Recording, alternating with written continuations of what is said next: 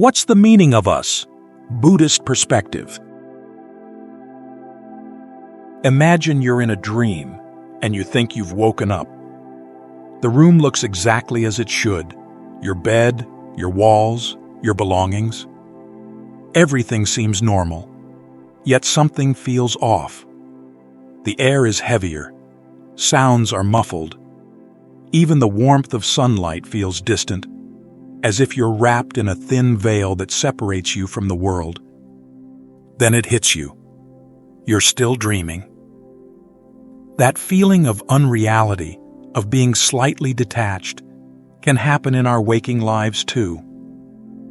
We go through our days, working, resting, loving, worrying, and everything seems as it should. Yet sometimes, a quiet unease lingers. Maybe it's a sudden loss, a betrayal, or an unexpected failure. Or perhaps it's nothing obvious at all, just a faint whisper that asks, "Is this really it?" We chase after happiness, success, or love, thinking these will make us whole. But even when we achieve those things, a sense of emptiness can still linger. Beneath all the noise, we're left wondering, what is all this for? Before we can answer that question, we must first understand something even deeper. Why do we suffer in the first place? Chapter 1. Why do we suffer? There's a story about a child who, on a sunny afternoon, became fascinated by his own shadow. He'd rush outside and run as fast as he could, trying to catch it. But no matter how fast he ran, the shadow danced just out of reach. Frustrated and exhausted, he believed that if he just tried harder, a little faster, a little longer, he would finally grab hold of it. Our lives often feel like that. We chase after things, more money, more success, more love, believing that once we have enough, we'll finally feel complete. But even when we achieve those things, a quiet sense of unease often lingers. It's that subtle feeling of emptiness, like something still isn't quite right. The 19th century philosopher Arthur Schopenhauer described this restless longing as the will, a blind, irrational force that drives us to seek pleasure and avoid pain. He compared life to wandering through a desert. Each time we find a small pool of water, a promotion, a new relationship, a personal victory, we feel relief. But soon, the water dries up and the thirst returns. Buddhism offers a similar insight. The Buddha taught that suffering comes from clinging to desires, to fears, and to the belief that we can hold on to what is always changing. We want things to stay a certain way, for love to last forever, for success to remain stable, for our bodies to stay strong. But life refuses to stand still. Imagine building a house on sand. It may seem solid for a while, but eventually the ground shifts. Wealth can vanish. Relationships change. Health fades. And when we build our happiness on things that are always moving, we can't help but feel anxious, because deep down, we know nothing stays the same. The Buddha often described this suffering as a fire, a flame that feeds on whatever it clings to.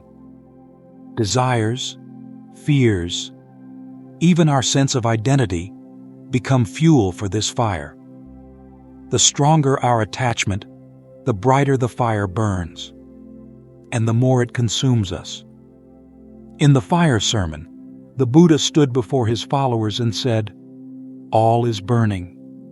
Burning with greed, hatred, and delusion, with the mistaken belief that we are separate, permanent selves, independent from the world around us. Burning with the belief that we can control life, that we can hold on to what must eventually pass. But just as a fire dies when the fuel runs out, suffering fades when we stop clinging. letting go doesn't mean giving up or living without joy. It means seeing that peace doesn't come from controlling life, but from learning to move with it. There's a quiet strength in this, a freedom that arises when we stop trying to hold on so tightly. Like a leaf floating down a river, we begin to move with life rather than against it. And in doing so, we find something unexpected, a calm that doesn't depend on things going our way. Suffering isn't just about pain, it's about resistance. The more we resist what life brings, the more we struggle. But when we stop running, when we sit quietly and face the discomfort, something shifts. The fire weakens, the shadow stops running, and what's left is something we've been chasing all along: peace. Chapter 2. What is the meaning of life? People often ask, what's the purpose of life? As if there's a single answer waiting to be uncovered, a final truth that will make everything clear. But life isn't like solving a puzzle. It's more like a bird in flight, moving moment by moment, without a fixed path or destination. The bird doesn't ask, where am I going? It simply flies. In Buddhism, the purpose of life isn't about reaching some external goal. It's about understanding the nature of our own minds. The Buddha taught that true purpose comes from awakening, from seeing through the illusions of a separate self, of permanence, of control that keep us trapped in suffering. This awakening, known as enlightenment, isn't something distant or mystical. It's the quiet clarity that arises when we stop grasping at life and start moving with it, like a bird trusting the wind beneath its wings. Yet some believe life has no ultimate meaning at all. The philosopher Jean-Paul Sartre argued that existence is empty until we give it meaning ourselves. He believed there's no cosmic plan, no guiding purpose, just us, left to shape our own lives through choice and action. Buddhism, on the other hand, teaches that life does have a deeper purpose: to free ourselves from suffering by letting go of attachment and illusion. But despite their differences, both Sartre's philosophy and the Buddha's teachings point to a common truth. The quality of our presence, the depth of our awareness in each passing moment is what truly matters. Imagine a candle burning in a dark room. The flame doesn't ask, "Why am I burning?" It simply gives light. In the same way, life finds meaning when we bring warmth to others, through kindness, wisdom, and compassion. As the Dhammapada states, thousands of candles can be lighted from a single candle, and the life of the candle will not be shortened. Happiness never decreases by being shared. Science echoes this truth. Studies show that acts of generosity and compassion create a deeper, more lasting happiness than personal success alone. Just like a candle that lights another without losing its own flame, we find purpose by giving rather than grasping. But meaning isn't just something we think about, it's something we experience. A song doesn't exist on paper. It exists when it's played. Likewise, purpose isn't a distant goal. It's the way we move through life, the way we meet each moment with presence and care. It is a well-known story in Buddhism that the Buddha once asked his disciple Ananda, "Where is the mind?" Ananda answered, "It's in my thoughts." But the Buddha shook his head. "No, the mind is wherever your attention rests." Purpose isn't something you find in a book or a philosophy. It's something you live. It's the quiet patience of listening deeply to a friend, the courage of standing firm in your values, the tenderness of showing kindness when no one's watching. The meaning of life isn't hidden in some distant truth. It's here, in the small moments that make up each day. Like a bird trusting the sky, a candle lighting the dark, or a song that only exists when played, meaning isn't something you chase. It's something you create by living fully, one moment at a time. Chapter 3. What does it mean to be human? The world is full of life, from the smallest insect to the largest whale. Each creature experiences the world in its own way. But humans have been given a unique gift, the capacity for profound self-awareness. We don't just live, we contemplate life. We don't just experience, we question our experience. We wonder about our place in the universe, our purpose, our very existence. This awareness is both a gift and a burden. It allows us to imagine, to plan, to dream, yet it also opens the door to fear, regret, and uncertainty. Unlike animals, we don't simply live. We question what it means to live. Buddhism teaches that this awareness isn't just a random trait. It's the very key to awakening. To be human is to have the capacity to see things as they truly are. The Buddha often described awareness as a mirror, a clear surface that reflects the world without distortion. When the mind is clouded with anger, greed, or delusion, that mirror becomes foggy, and we mistake our distorted thoughts for reality. But when the mind is calm and clear, it reflects things as they are. And in that clarity, wisdom arises. The Greek philosopher Socrates once said, "The unexamined life is not worth living." He believed that what makes us truly human is the ability to reflect, to ask questions about ourselves, our choices, and our purpose. This aligns closely with the Buddha's teaching. Awareness is not just about observing life. It's about understanding it deeply. To be human is to have the potential to wake up, to break free from confusion, and see the world clearly. But awareness alone isn't enough. It's what we do with that awareness that shapes our lives. Imagine a garden, a patch of earth where anything can grow. Left alone, weeds may take over. But with care, that same soil can produce flowers, fruits, and life-giving crops. Our minds are just like that. Every thought we nurture, whether of kindness or cruelty, patience or anger, is like planting a seed. The Buddha once said in the Dhammapada, "The mind is the forerunner of all things. With our thoughts, we shape our world." If we constantly feed our minds with resentment or fear, those feelings will grow stronger, spreading like weeds. But if we cultivate compassion, mindfulness, and understanding, those qualities will take root instead. The mind doesn't decide for itself. It reflects what we choose to plant. And that's what makes being human so precious, the ability to choose. A river flows in one direction, with no say in where it goes. A flame flickers and dances without purpose. But as humans, we can pause, reflect, and change course. In each moment, we decide whether to act with kindness or cruelty, to embrace wisdom or cling to ignorance.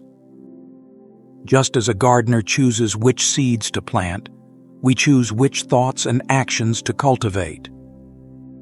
We can sow the seeds of suffering, grasping, anger, delusion, or we can plant the seeds of liberation, awareness, compassion, wisdom.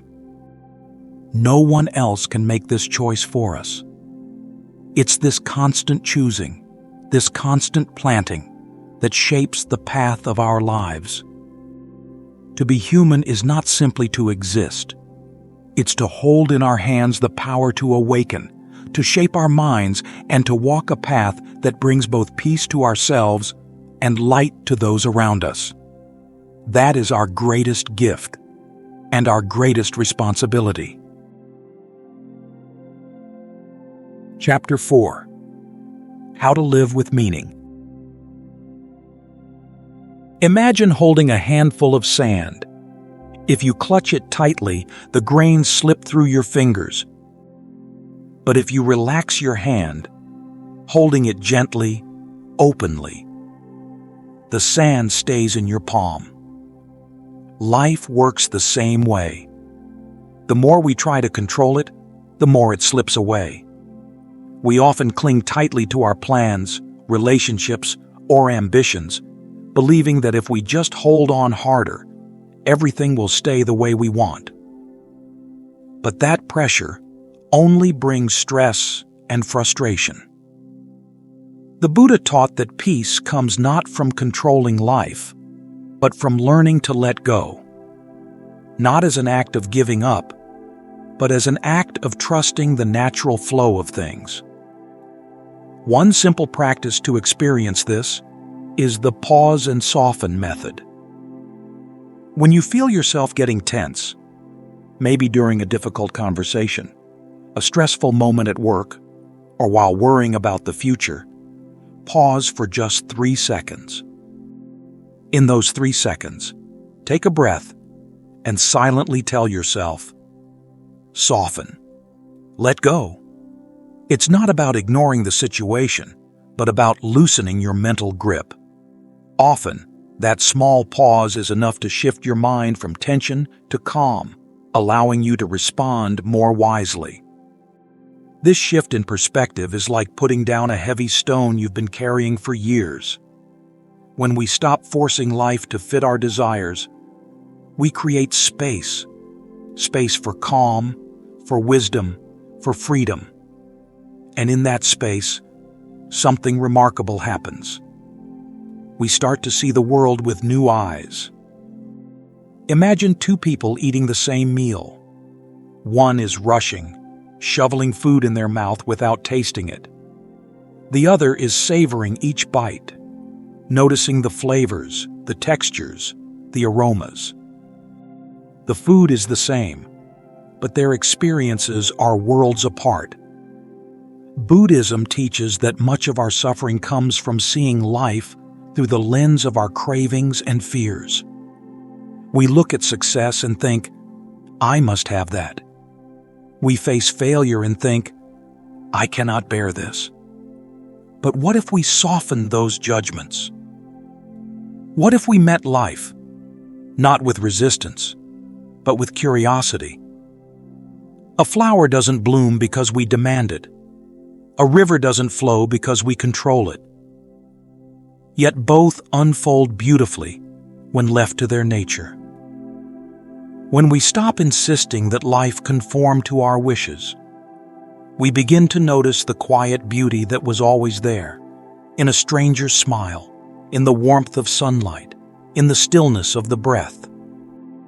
But seeing clearly isn't enough. We must also live that clarity. Wisdom isn't gained in an instant. It's cultivated step by step, like climbing a mountain one careful footfall at a time. The Buddha compared this to filling a jar with water, drop by drop. No single drop seems important, yet over time, the jar becomes full. One way to practice this is through small steps with intention. Each morning, choose one small thing to do with full awareness.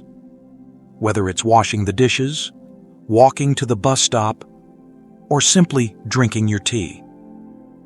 Focus fully on that one action, noticing its rhythm, its texture, its presence. This simple habit trains the mind to stay grounded in what's real, not lost in thoughts of what should be. This is the art of living with meaning. Not grand gestures, but small, steady acts. A moment of patience when anger stirs. A kind word when someone feels alone. a mindful breath when the mind races. These moments may seem small, but each one shapes the path we walk.